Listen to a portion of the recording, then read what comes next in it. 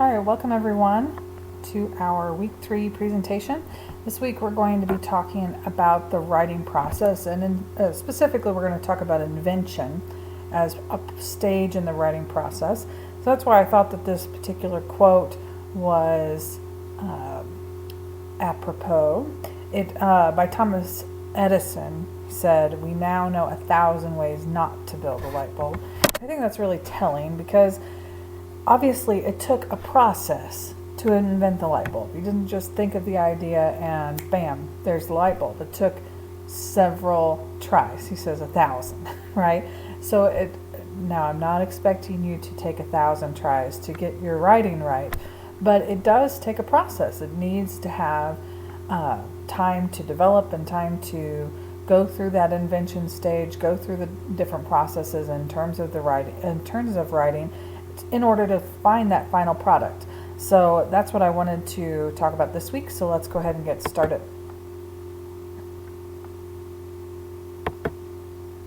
So the writing process, as you've been reading in your textbook, comes through several different stages. And according to our textbook, we're looking at writing process in these forms. So understanding the task, gathering the data, the invention stage, drafting, revision, editing, and publishing. And so we're going to talk about each of these this week and focus mostly on that invention process. So the first stage of the writing process happens before pen is put to page. So this is the time when you develop your ideas, you research your topic, you plan ahead. So this is before any of the actual writing of the paper happens. And that's what we call pre-writing. And it comes in many different shapes and sizes. Some people are really rigid and attached to certain methods, and others will kind of go with the flow, whatever feels right. And you might have a particular process that you like to go through in order to write. And one of the things that I like to encourage students to do is to try new things in the writing process, because ultimately we're trying to engage our minds, and sometimes doing the same old thing just gets us into a habit rather than gets us to be creative. And you might say, oh, well, I'm not being creative. This isn't a poetry or something, which is true. It's not poetry, but creativity is really about finding new ways of thinking, finding new ways to express yourself. It doesn't necessarily have to be in terms of art, although writing can be considered art. Now, our textbook puts it this way. Every time you pick up a pen or sit down at a computer to write, you engage in the thinking process and what and how and when you think both affects and is affected by your writing. So ultimately, the time of pre-writing is like invention, like we have the light bulb, right? It's the time where we are coming up with ideas, testing them, looking through different things, researching, trying to come up with a new way of approaching something. So the first stage in that pre-writing process is understanding the task. So this is where we actually take a look at the assignment and know what it is and understand what the expectations are. And to quote the textbook, read or create the assignment, understand its purpose, scope, and audience. And, one of the things when we're looking at our upcoming essay, when we talked about last week, is understanding that audience, understanding what an informal audience is. And in a blog post, and that's why last week I wanted you to go looking for blogs, and some were successful in finding them, some had a little more trouble depending on your topic, but really being able to leaf through blogs, because that's kind of our focus with our writing assignment, is being able to understand what the expectations are in that form of writing. So that's part of understanding the task, is to go and approach and read other forms of writing that are along the same lines, but also understanding what the audience expectations are. So for our first assignment, we're looking at an informal audience, your friends and family, people that would actually read a blog that you wrote. Usually to start off with are going to be people you know and say, hey, check out my blog. And that's where we're looking at informally, how do we speak to people? How do we connect with people on an individual, personal level? And then we want to display that in our writing. So understanding the task is about really looking at the assignment, understanding what the expectations are of the assignment, what the purpose of it is, and then understanding what the audience expectation is as well. So this is where you start to analyze the assignment and trying to really get a firm grasp of it. Now, you might also start brainstorming, and that's really where you move from understanding the task to, okay, what am I going to do? And there are a lot of different brainstorming techniques, and our textbook talks about webbing, clustering, free writing, mapping, listing. There's lots of different things that you can do to brainstorm. I mean, I can even think that, looking at the word brainstorm, a lot of when I start to write a paper happens in my head. And I start thinking of ideas, which directions I can go. And it may be that I'm doing the dishes or I'm driving in the car, usually driving in the car. But just spending time, thinking about the task and what spin could I put on it? What individuality could I add to the assignment? So it doesn't necessarily have to be a really rigid, regimented type of process, but brainstorming can be really dependent on what fits you and your lifestyle and the way that you create.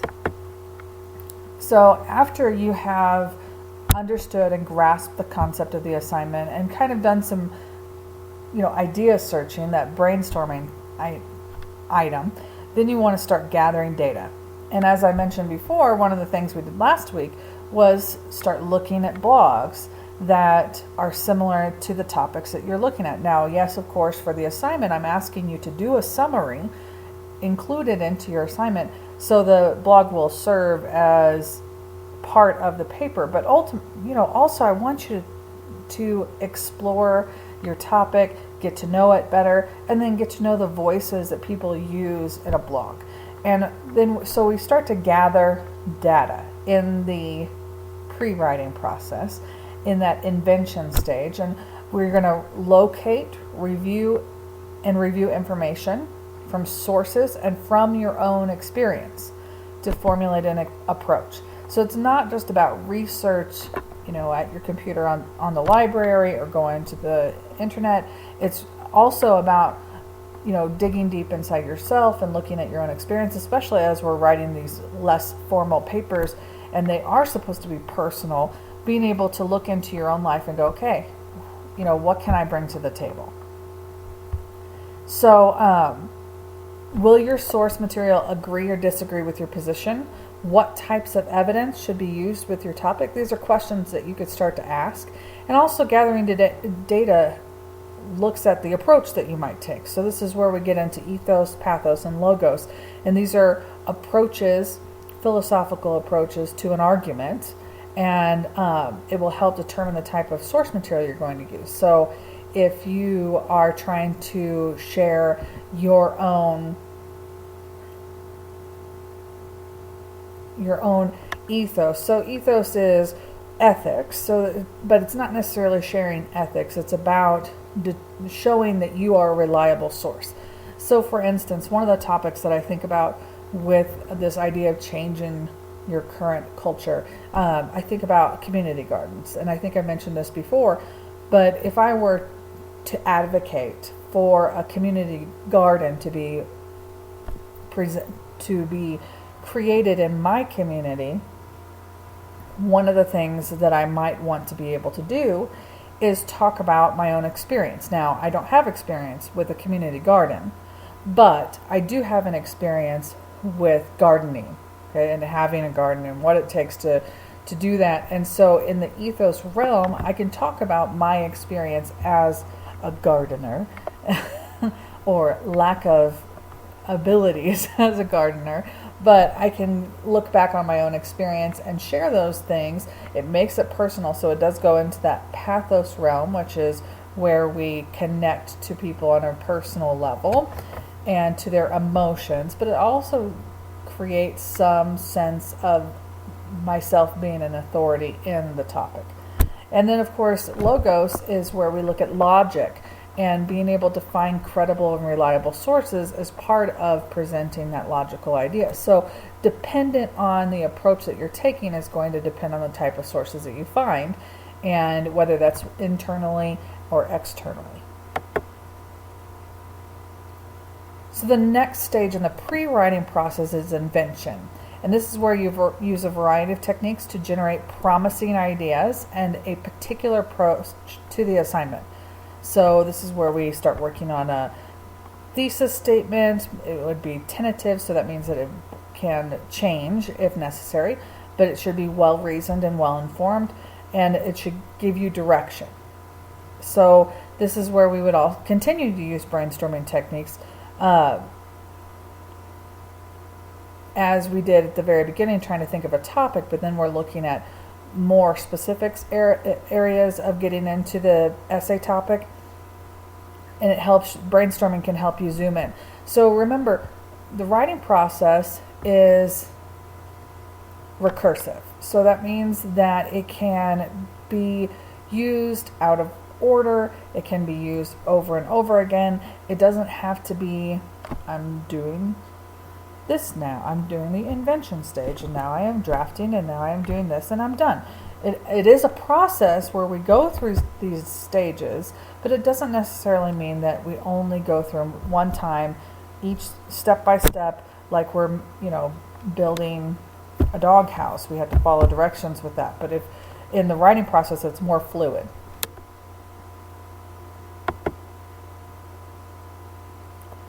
So continuing other invention strategies, and especially as you move into brainstorming for more specific elements about your topic, you're looking at maybe more directed free writing. So if the very beginning in my brainstorming, as I was trying to analyze the assignment, and I decided to write about community gardens, now I can, in the invention stage, do some more directed free writing where I'm saying, okay, now I'm actually going to write about community gardens and not about all the other ideas I might have had during the brainstorming process.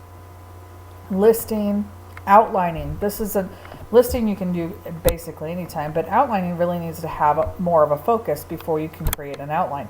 And that is going to come into play in terms of your topic, in creating that thesis statement element, and then determining the process that you're going to present your writing. So outlining is more about really organizing your thoughts, clustering and branching. So think about, what kind of strategies do you use when you are writing?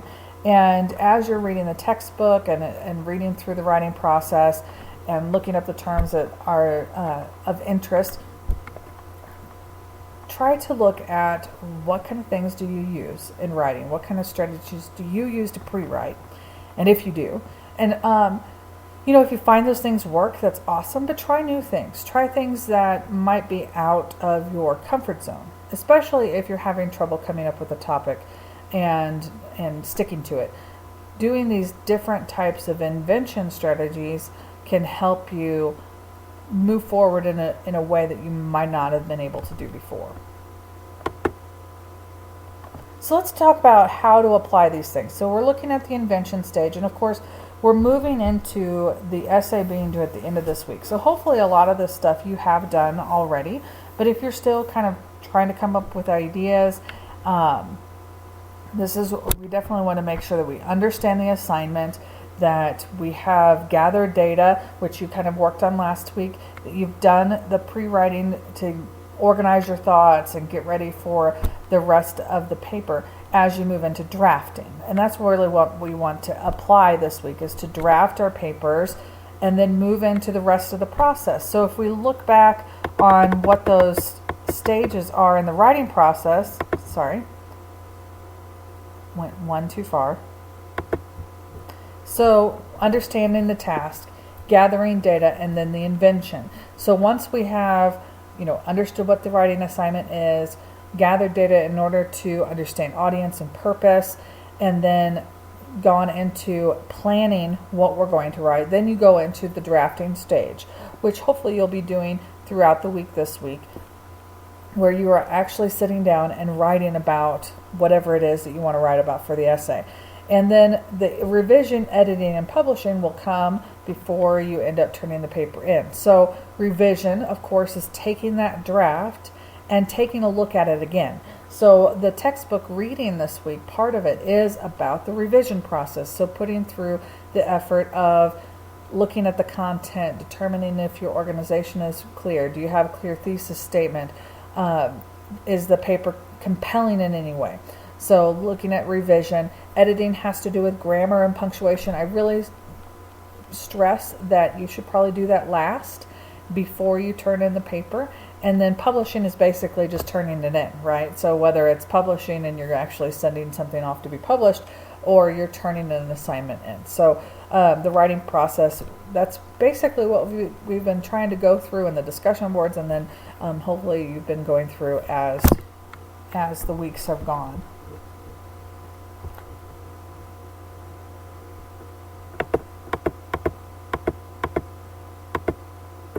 So as you know, for our first essay, you are going to focus on persuading a personal audience, an informal audience, to get on board with you on your idea for change. And you're going to find one informal blog source to summarize and include in your discussion. So when you look at the assignment, what invention strategies have you used to move forward with the essay? Do you think they've been effective? And if you don't think they have been effective, perhaps try something new that is in the reading this week in terms or has been in the reading in terms of generating new ideas and invention. And how has looking at other blogs helped you get ideas? And we're going to look more into developing a clear summary in the discussion board this week of those blogs. But in terms of gathering data in the pre-writing stage, which is what I was hoping we would get done last week, has looking at these blogs helped you get ideas? And so I wanted to take a quick look at a blog that has to do with my topic I mentioned. And this is a community garden blog, compostnow.org.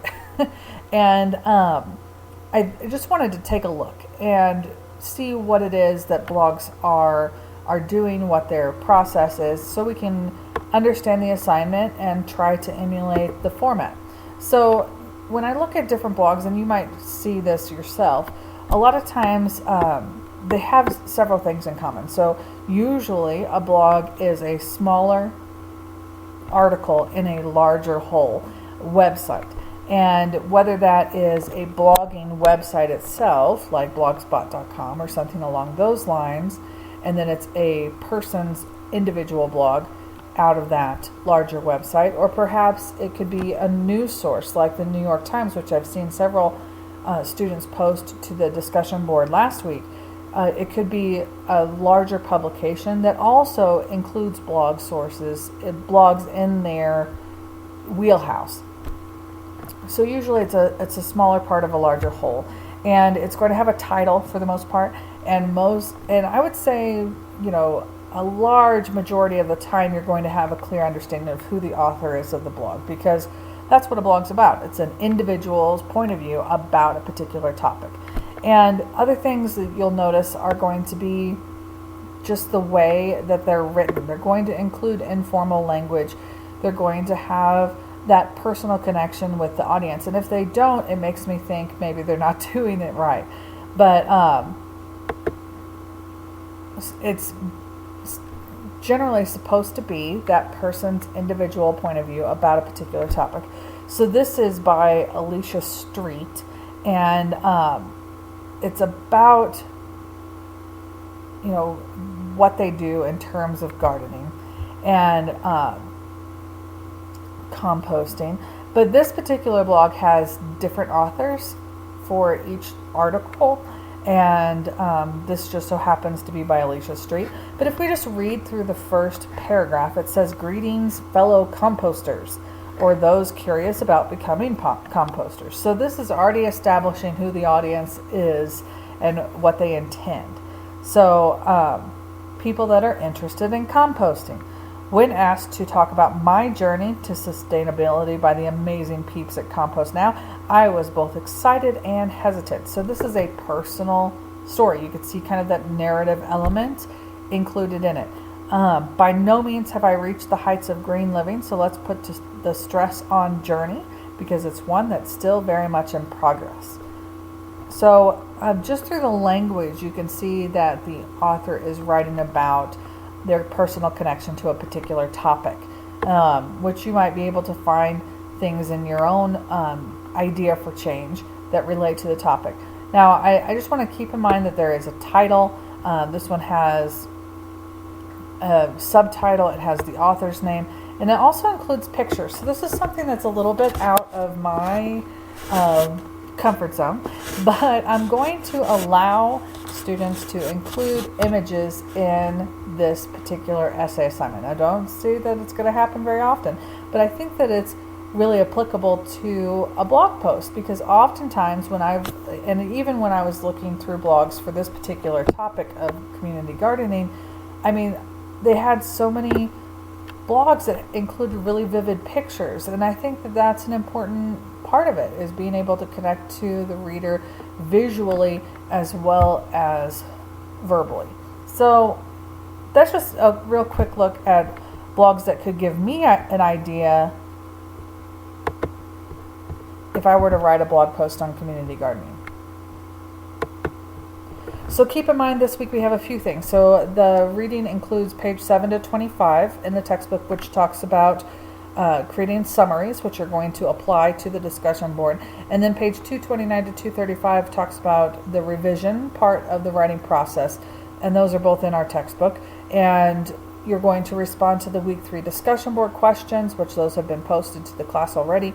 And you are to turn in the essay 1 informal persuasion and summary, and it's due at the end of this week. So Sunday by 11:59 p.m. you should turn that in.